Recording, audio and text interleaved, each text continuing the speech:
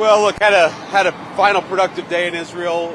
Today I was mostly focused on meeting with the Ministry of Defense in Israel, understanding the security situation on the ground in Gaza, and obviously meeting with some of our military personnel as well.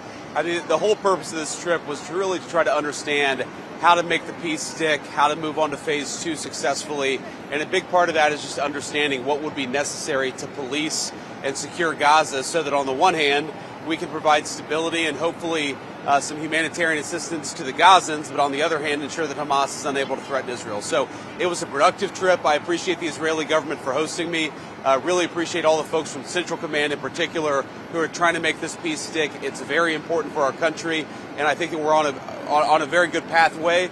It's very early, but I do think that we've made a lot of progress in understanding what the composition of the ISF would look like and understanding what would be necessary for it to actually be effective, and then just to understand how Central Command is going to work with the troops who are going to actually be on the ground. Again, no American troops on the ground, but American troops supervising and mediating the peace, understanding what that relationship would look like. That's really what I was here to do. Well, look, our hope in the administration is that the international security force is going to now take the lead in disarming Hamas. That's going to take some time, and it's going to depend a lot on the composition of that force. There are certain countries who I expect will be quite good at it. There are other countries that can play a role, but I don't think are going to be quite as useful. But a lot of that depends on which forces actually come to bear and how we're actually able to implement this phase 2 of the peace plan.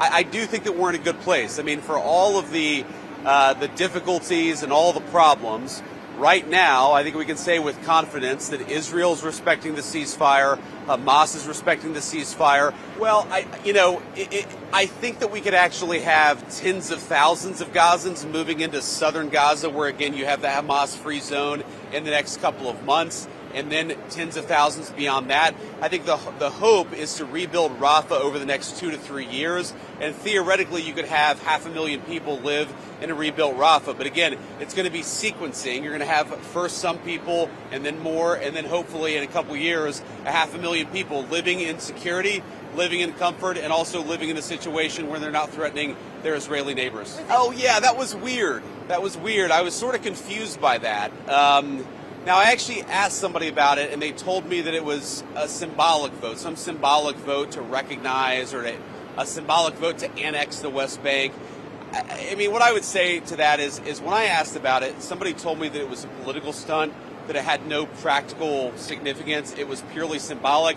I mean, look, if it was a political stunt, it was a very stupid political stunt, and I personally take some insult to it. The West Bank is not going to be annexed by Israel. The policy of the Trump administration is that the West Bank will not be annexed by Israel. That will continue to be our policy. And if people want to take symbolic votes, they can do that.